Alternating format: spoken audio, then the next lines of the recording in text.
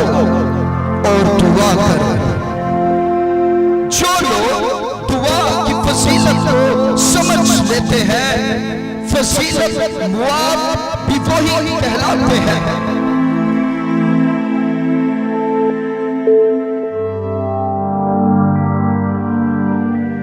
लेकिन याद रखें, जब हम लफ्ज़ दुआ पर गौर करते हैं तो ये लफ्ज़ 3 हरूफ से मिलकर बना है। दाल, ऐन और अलिफ। दाल यानी दिल से, ऐन यानी अकल से और अलिफ यानी ईमान से।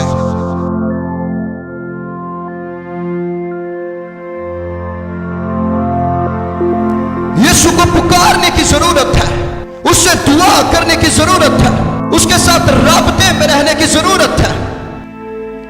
एलन जी वाइट कहती है, जो लोग दुआ से गाफिल हैं, गुनाह की तारीकी उन्हें छिपा लेती है।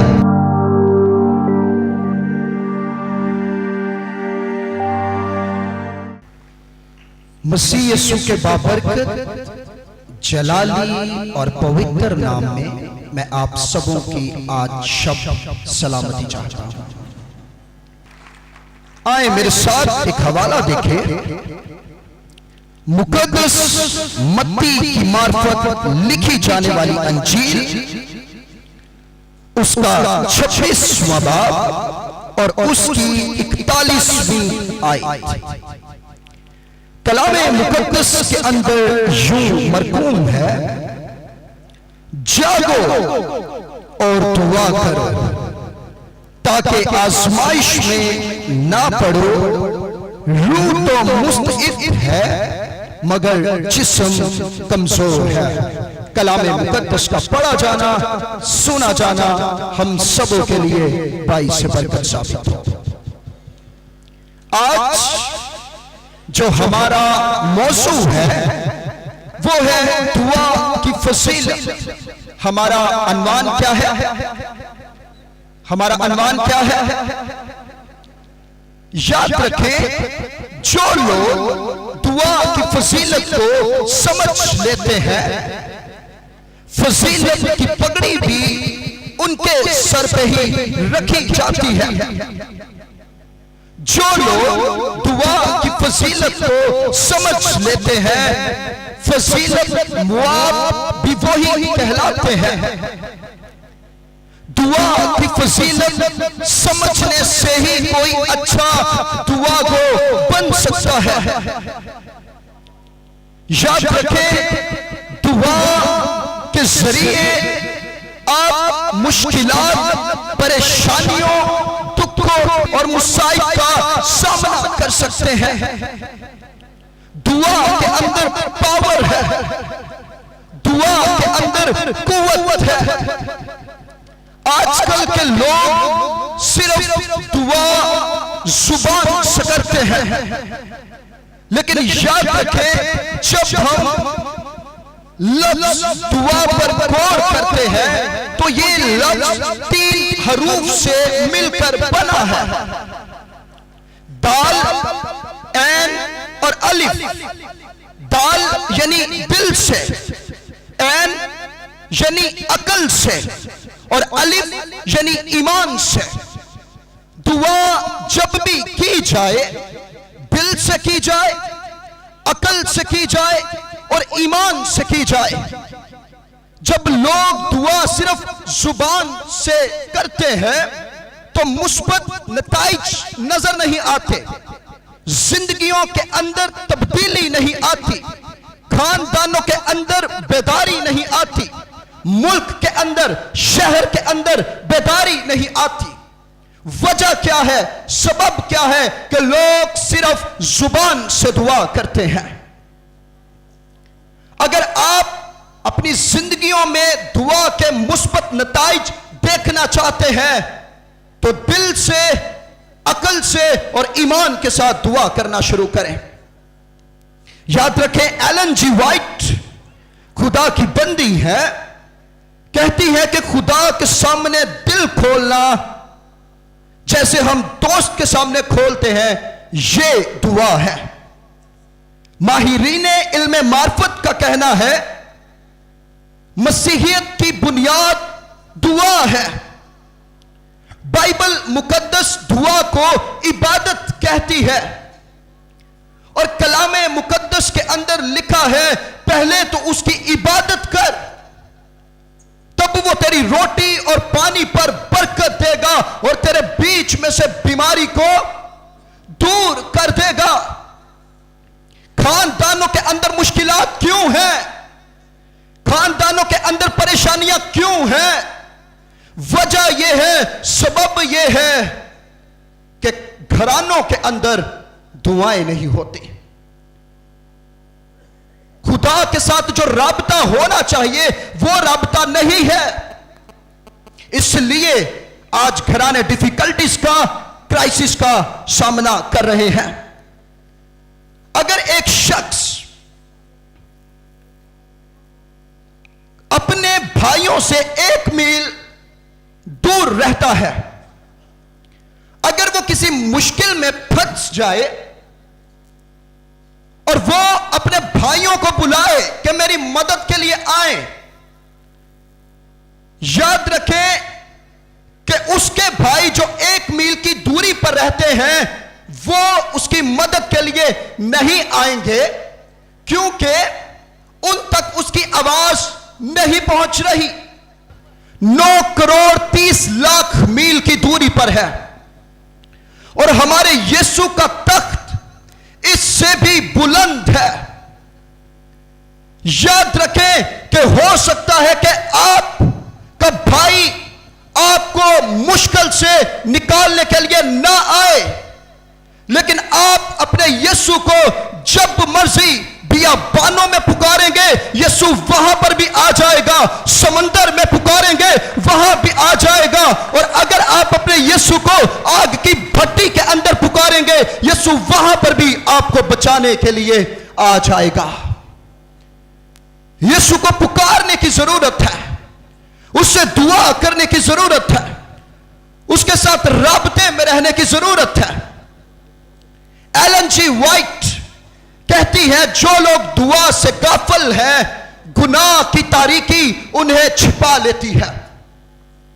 मेरे पीछे बोले, जो लोग दुआ से गाफिल हैं, गुनाह की तारीकी उन्हें छिपा लेती है।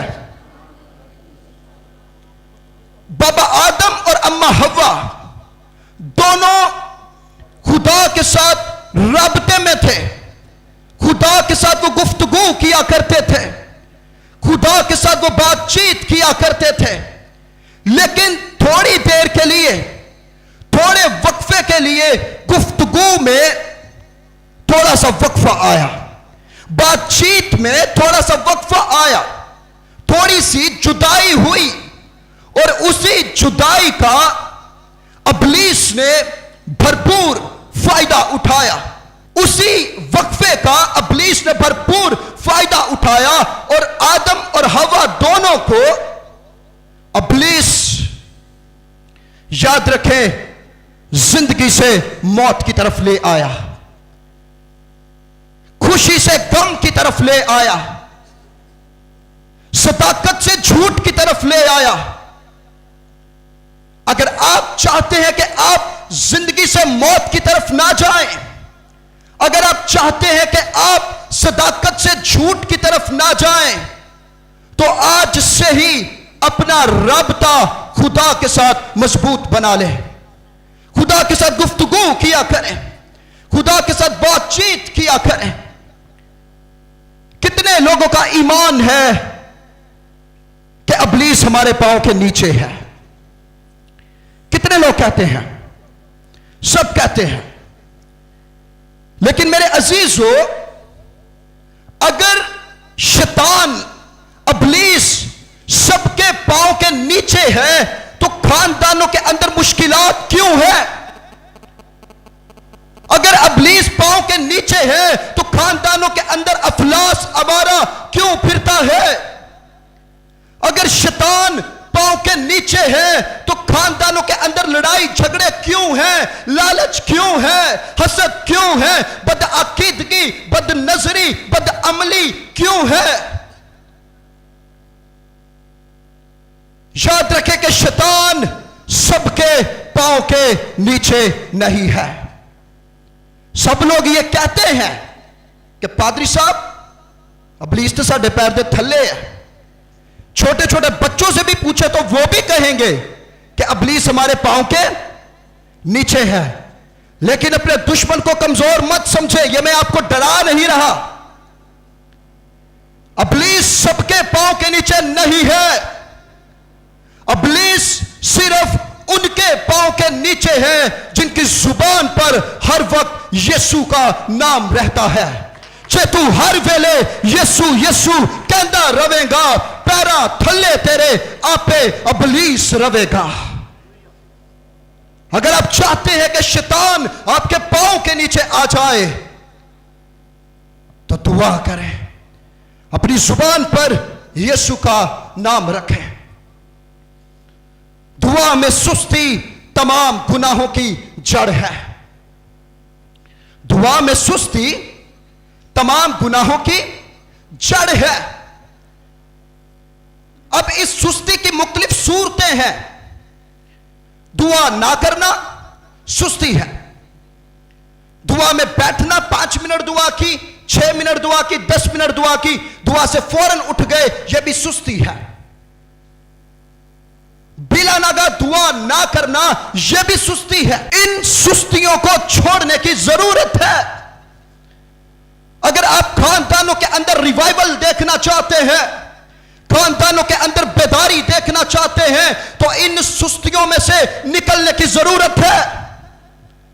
अगर आप लोग अपने खानदान के अंदर कोई बड़ी तब्दीली देखना चाहते हैं, हो सकता है आपका बेटा खुदा से दूर है, उसे खुदा के पास लाना चाहते हैं। हो सकता है आपकी बेटी खुदा से दूर है, आप उसे खुदा के पास लाना चाहते हैं। तो तरीका एक ही बताऊंगा और वो है दुआ। दुआ करें, दुआ करें। मैं फिर आपसे कहता हूं, दुआ करें और अपनी जिंदगी में दुआ को अवलीन दर्जा दें। मसीही 3 तरह के हैं। एक वो जो यीशु को मानते हैं, एक वो जो यीशु की मानते हैं, और तीसरे नंबर पे वो हैं जिनकी यीशु मानता है। आप कौन से मसीही हैं? यीशु को मानने वाले, यीशु की मानने वाले, या वो मसीही बन चुके हैं जिनकी यीशु मान रहा है? आप कौन से मसीही हैं? मेरे ख्याल में मेजॉरिटी यीशु को मानने वाली है। मेजॉरिटी यीशु को मानने वाली है। मेरे अजीजों, अगर आप चाहते हैं कि यीशु आपकी माने, अगर आप चाहते हैं कि यीशु आपकी सुने, तो यीशु को माने, फिर यीशु की माने, फिर यीशु आपकी मानेगा। जीनू जिए, हाँ जीनू जिए। अगर आप यीशु की मानेंगे तो यीशु आपकी मानेगा। और यीशु ने कहा जागो और दुआ करो। यीशु ने क्या कहा? जागो और दुआ करो। आज जागने और दुआ करने की जरूरत है। सारे बोले हालेलुया, फिर बोले हालेलुया, फिर बोले हालेलुया। मत्ती की अंजील उसका 18वां बाब और उसकी 19वीं आयत के अंदर लिखा है, फिर मैं तुमसे कहता हूं कि अगर तुम में से 2 शख्स जमीन पर किसी बात के लिए जिसे वो चाहते हैं इत्तेफाक करें, तो वो मेरे बाप की तरफ से जो आसमान पर है उनके लिए हो जाएगी। और 20वीं आयत के अंदर लिखा है, जहां 2 या 3 मेरे नाम पर इकट्ठे हैं, वहां मैं उनके बीच में हूं। अभी इन 2 आयात को जब हम देखते हैं तो इनके मुताबिक क्या हमें फिर शख्सी दुआ नहीं करनी चाहिए? क्या हमें सिर्फ खानदानी दुआ करनी चाहिए? या क्या सिर्फ हमें कलीसियाई दुआ करनी चाहिए? क्या फिर हमें अकेले दुआ नहीं करनी चाहिए? क्योंकि यहां पर लिखा है 2 का जमीन पर मुत्तफिक होना जरूरी है। 2 या 3 का इकट्ठे होना जरूरी है, तो फिर क्या अकेले दुआ नहीं करनी चाहिए? क्या कहते हैं आप लोग? बहनें क्या कहती हैं? भाई, तमाम खादमीन, करनी चाहिए। आज मैं आपको एक बात बता दूं, मेरे भाइयों, मेरी बहनों, जब आप दुआ में झुकते हैं तो आप अकेले दुआ नहीं करते। जब आप दुआ में झुके होते हैं तो अकेले दुआ नहीं करते। 2 और बड़ी शख्सियत हैं जो आपके साथ मिलकर दुआ करती हैं। 2 और बड़ी शख्सियत हैं जो आपके साथ मिलकर दुआ करती है। पहली बड़ी शख्सियत पाक रूह, जो आंसू बहा बहा कर आपकी शफायत करता है।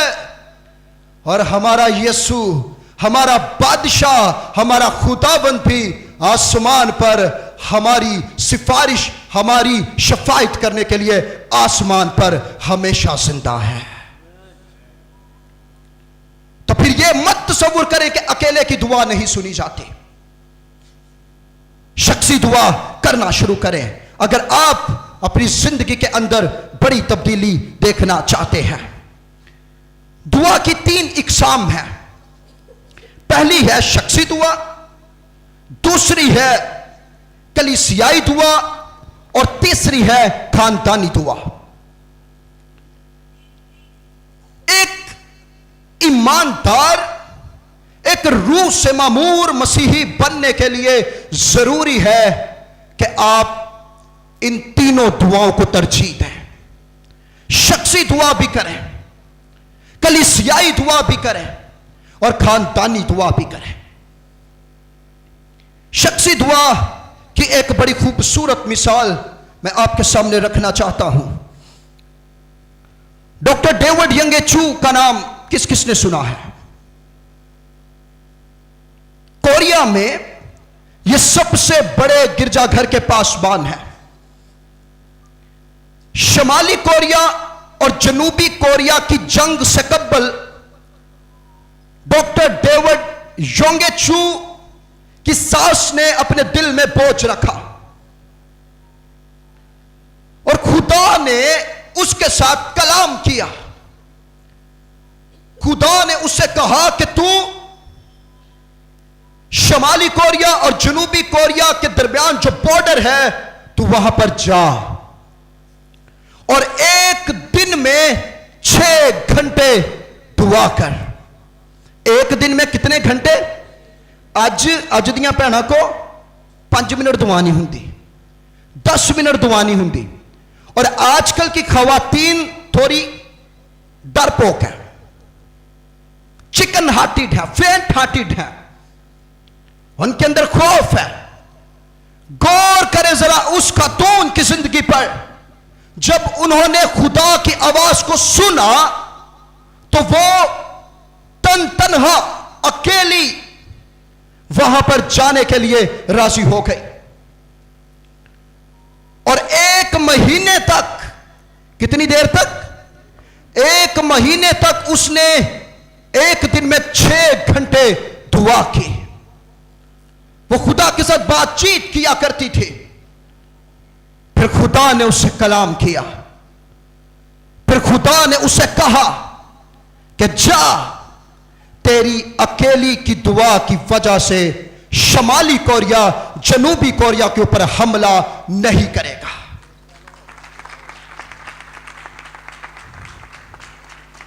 आज इस तरह की बहनों को स्टैंड लेने की जरूरत है। आज इस तरह की खवातीन को उठने की जरूरत है जो अपने मुल्क को बचा ले, जो अपने इलाके को बचा ले, जो जिंदगियां हलाक हो रही हैं उन्हें बचा ले। आज इस तरह की खवातीन की जरूरत है मेरे अजीजों। आज बहनों को उठने की जरूरत है और खुदा के लिए कुछ स्पेशल करने की जरूरत है। सारे बोले हालेलुया, फिर बोले हालेलुया, फिर बोले हालेलुया। हन्ना बड़ी ही दिलगीर थी, बहुत ही दिलगीर थी। और याद रखे कि हन्ना के शौहर की दूसरी बीवी उसे ताने दिया करती थी और वो छुप छुप के आंसू बहाया करती थी। ना जाने कितनी खवातीन उस पर अंगुष्ठ नमाई करती होंगी, कितनी खवातीन उसे बातें करती होंगी, ना जाने कितने अतिबा के पास, कितने हुक्मा के पास वो जा चुकी होगी ताकि इलाज हो सके। लेकिन चारों दरवाजे उसके लिए बंद हो चुके थे। कोई उम्मीद की किरण उसे नजर नहीं आ रही थी। फिर उसे इस्राएल के कदूस की याद आई। फिर उसे याद आया कि जिसकी प्रस्तिश मैं करती हूं वो तो बड़े बड़े काम करता है। फिर उसे अपने खुदा की याद आई और वो खुदा के कदमों में चली गई और ज़ारों कतार रोने लगी। वो पुर अश्क हो गई, आबे चश्म बहाने लगी, वो रोने लगी। शायद वो कहती हो कि खुदा, मैं तो बड़े अतिबा के पास जा चुकी हूं, किसी ने नहीं सुनी। मैं तो बड़े डॉक्टर्स के पास जा चुकी हूं, इलाज नहीं हुआ। अब तू ही कुछ कर। खवातीन मुझे छेड़ती है, मेरे शौहर की दूसरी बीवी मुझे ताने देती है। अब तू ही मेरे लिए कुछ कर। याद रखें अजीजों, हमारा खुदा रहीमों का रहीम और करीमों का करीम है। हमारा खुदा रहम करता है, हमारा खुदा करम करता है। और याद रखें, जब जब जब खुदा ने उसके आंसू देखे तो खुदा ने उसकी दुआ को सुन लिया और उसकी गोद में कोई मामूली बेटा नहीं डाला। उसकी गोद में खुदा ने अपने नबी को डाल दिया, जो बाइबल का हीरो कहलाता है, जो इस्राएल की तारीख का हीरो कहलाता है। कलामे मुकद्दस के अंदर लिखा है, जो आंसुओं के साथ बोते हैं वो खुशी के साथ काटेंगे। हन्ना ने आंसुओं के साथ बोया और खुशी के साथ उसने काटा। हो सकता है कि अगर आपकी जिंदगी में कोई मौजज़ा नहीं हो रहा, हो सकता है किसी मकसद के लिए आपको दुआ करते 6 महीने हो गए हैं, साल हो गए हैं, या आप मुद्दते मदीद से आप दुआ कर रहे हैं, आपकी सुनी नहीं जा रही। तो आज मैं आपको कहता हूं, खुदा के कदमों में आ जाएं, रो रो कर पुर अश्क होकर खुदा से मांगे।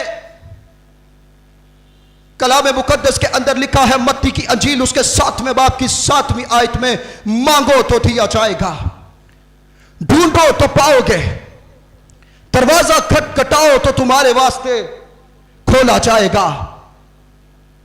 और ज़बूर की किताब के अंदर यह भी लिखा है, मांग, मैं कौमों को तेरी मिरास के लिए और जमीन के इंतहाई हिस्से तेरी मलकियत के लिए तुझे बख्श दूंगा। लेकिन हमारी दुआ चीनी, पत्ती, आटा, घी से ऊपर जाती नहीं है। हमारी दुआ आटे से शुरू होकर माचिस में खत्म हो जाती है। जरा अपने खुदा पर गौर करें कि वो आपसे क्या फरमा रहा है। वो कह रहे, मांग, मैं कौमों को तेरी मिरास के लिए और जमीन के इंतहाई हिस्से तेरी मलकियत के लिए तुझे बख्श दूंगा। मेरे अजीजों, आज खुदा से मांगने की जरूरत है। मांगे खुदा से, खुदा आपको जरूर देगा। सारे बोले हालेलुया, फिर बोले हालेलुया, फिर बोले हालेलुया। दूसरी दुआ है कलीसियाई दुआ। पतरस जब कैद में था, उसे बेड़ियां पहनाई गई थी, तो कलीसिया पीछे क्या कर रही थी? कलीसिया क्या कर रही थी? सो रही थी। क्या कर रही थी? दुआ कर रही थी। अब उनकी दुआओं से हुआ क्या? आप में से कोई बता सकता है क्या हुआ? बेड़ियां खुल गई। मेरे अजीजों, आज जरूरत इस बात की है कि हम कलीसियाई दुआ करें। हो सकता है कि आपका पासबान भी जंजीरों में जकड़ा हुआ है। अपने पासबान के लिए दुआ करें ताकि खुदा जंजीरों को खोल सके। हो सकता है कि कलीसिया के अंदर कोई बहन या भाई जंजीरों में फंसा हुआ है। आपकी दुआ उन्हें बेड़ियों से आजाद कर सकती है। दुआ करें, दुआ करें। लेकिन लोग आजकल तो चर्च जाते ही नहीं है। लोग तो गिरजाघरों में नहीं जाते। बहुत कम लोग हैं जो गिरजाघर की तरफ रुख करते हैं। हमारे चर्च का एक नारा है, लगाएं आज भी, हां, हर मुश्किल दा इको हल, हर मुश्किल दा इको हल। ये हमारे चर्च का नारा है। हर मुश्किल दा इको हल, हो तैयार ते गिरजे चल। अगर आप हर मुश्किल से छुटकारा पाना चाहते हैं तो गिरजाघर की तरफ रुख करें। कलीसिया में शिरकत करना शुरू करें। ईमानदारों के साथ रफाकत रखना शुरू करें। फिर देखें खुदा अनगिनत बेशुमार बरकत का नज़ूल आपकी जिंदगियों में करता है। तीसरे नंबर पे जो दुआ है वो है खानदानी दुआ। कौन सी दुआ? खानदानी दुआ। एक बड़ी खूबसूरत बात है। जो खानदान मिलकर दुआ करते हैं वो मिलकर रह सकते हैं। जिन खानदानों के अंदर खानदानी दुआ नहीं होती वो खानदान टूट जाते हैं, वो फैमिलीज बिखर जाती हैं। वही फैमिली के अंदर सास और बहू की नहीं बनती। वही फैमिली के अंदर भाई भाई एक दूसरे से जुदा हो जाते हैं। उसी फैमिली में बाप बेटे की नहीं बनती। लेकिन उसी खानदान में ऐसा होता है जहां पर खानदानी दुआ नहीं होती। खानदानी दुआ खानदान को जोड़ के रखती है। खानदानी दुआ खानदान को जोड़ के रखती है। अगर आप चाहते हैं कि आपका खानदान हमेशा जुड़ा रहे तो फिर आज से ही खानदानी दुआ का आगाज करें। हमारे यीशु ने अपनी खिदमत का आगाज भी दुआ से किया और अपनी खिदमत का इख्तिताम भी दुआ से किया। याद रखें, हमारा यीशु तलुए आफताब से कब्ल उठकर दुआ किया करते थे। गतसमनी बाग में जब वो परेशान थे उस वक्त भी यीशु दुआ कर रहे थे। 5000 को खाना खिलाने के बाद भी आपका और मेरा यीशु दुआ कर रहा था। शागिर्दों का इंतखाब करने से पहले भी आपके और मेरे यीशु ने दुआ की। हता के आपका और मेरा यीशु जब थक जाता था उस वक्त भी दुआ करता था। असी थक जाइए तो बिस्तर लभने सोने वास्ते।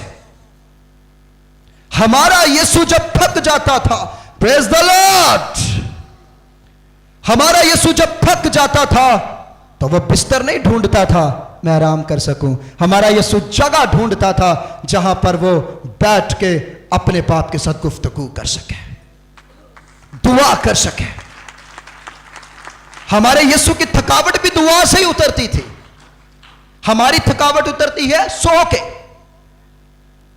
और हमारे यीशु की थकावट दुआ से उतरते थे। आमीन, आमीन। जब आपके और मेरे यीशु को सलीब पर लटका दिया गया, उनके हाथों पर कील ठोक दिए गए, उनके नाजुक पैरों पर कील ठोक दिए गए, उनके मुबारक सिर पर कांटों का ताज धरा गया। दर्द में, तकलीफ में भी वो अपने बाप के साथ गुफ्तगू करने से बाज नहीं आए। गौर करें कितनी दर्द हो रही होगी हमारे यीशु को, लेकिन इतनी दर्द में भी वो अपने बाप को मुखातब करते हैं। और मुखातब क्या करते हैं? ए बाप, इनको माफ कर, क्योंकि जानते नहीं कि ये क्या करते हैं। और जब हमारा यीशु जिस्मानी तौर पर हमारे से पर्दा करने को थे, जब वो आंखें बंद करने को थे, तब भी उन्होंने दुआ की, तब भी उन्होंने अपने बाप को मुखातब किया और कहा, ए बाप, मैं अपनी रूह तेरे हाथों में सौंपता हूं। एक बड़ा ही खूबसूरत शेर, उसने उल्फत की इंतहा की है,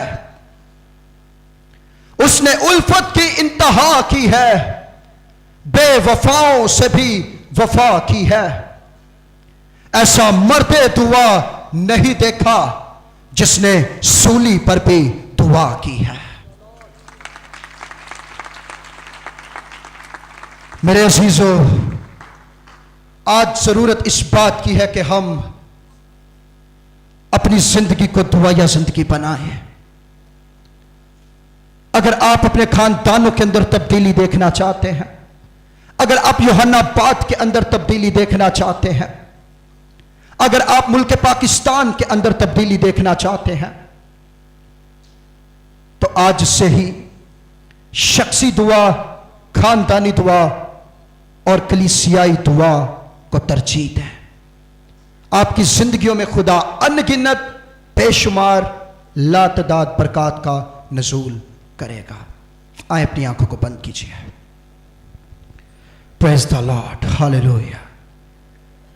सब अपनी आंखों को बंद कर लीजिए। हालेलुया। सिंधु रिखामा बाबा बाबा बाबा बाबा बाबा बाबा बाबा संथी रिखे में बे बे बे बे बे बे बे बे बे बे संथो रिंधारा लखमा बाबा बाबा बाबा बाबा बाबा। Praise the lord, praise the lord, praise the lord, praise the lord. अगर आप में कोई बहन या कोई भाई बीमार है, अपने कदमों पे खड़े हो जाए। आज शब खुदा आपको रिहा करेगा। Praise the lord, hallelujah, hallelujah, hallelujah. कदूस कदूस जलाल के बादशाह, अब्राहम, इसहाक और याकूब के खुदा, हम आपके इकलौते बेटे अपने मालिक यीशु के नाम में आपकी हुजूरी में आते हैं। हम आपके नाम को मुबारक कहते हैं। हमारा यीशु भला है, हमारा यीशु अच्छा है, हमारा यीशु सबसे ऊंचा है, हमारा यीशु रहीमों का रहीम और करीमों का करीम है। हमारा यीशु हुक्मा का हकीम और अतिबा का तबीब है। हमारा यीशु तबीब आजम है। अरे खुदावंद, आज जितने लोग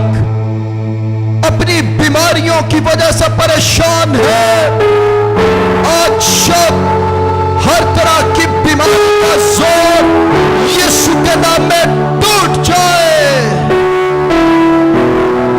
हर तरह का ब्लड प्रेशर यीशु के नाम में नॉर्मल हो जाए। शुगर यीशु के नाम में नॉर्मल हो जाए। हर तरह की ज़हनी बीमारी यीशु के नाम में छोड़ दे लोगों को। मेरे खुदावंद जो बहने मेरी भांज है, आज सब भांजपन से आजादी की शाम हो उनके लिए। हर तरह की दर्द यीशु के नाम में लोगों को छोड़ दे। लालच की तस्वीरों को, हसद की तस्वीरों को, नापाकी की तस्वीरों को, जिनाकारी की तस्वीरों को, शहवत परस्ती की तस्वीरों को आज सब यीशु के नाम में मैं बांध देता हूं। गुर्बत को यीशु के नाम में हुक्म करता हूं, लोगों को छोड़ दे। अफलास को मैं यीशु के नाम में हुक्म करता हूं, लोगों को छोड़ दे।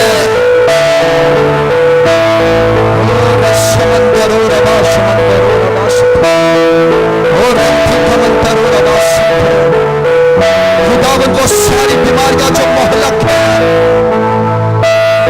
वो बीमारियां जिनका यहां इलाज नहीं है, मेरा यीशु आज शब्द उन बीमारियों का भी इलाज करे। उन सारी बीमारियों को डांटता हूं यीशु के नाम में, छिड़कता हूं यीशु के नाम में और खानदान को छोड़ने का हुक्म करता हूं। नशे की बदबू को बांधता हूं यीशु के नाम में। हालेलुया। बदनजरी की तस्वीरों को बांधता हूं यीशु के नाम में। ओ रेखा बाबा बाबा बाबा बाबा संतोरी तेरे लमंदरी रवाशमंदर। Holy Spirit, touch, touch, touch them. Heal, heal, heal them. Bless, bless, bless, bless, bless, bless, bless. Praise the Lord. Praise the Lord. Praise the Lord.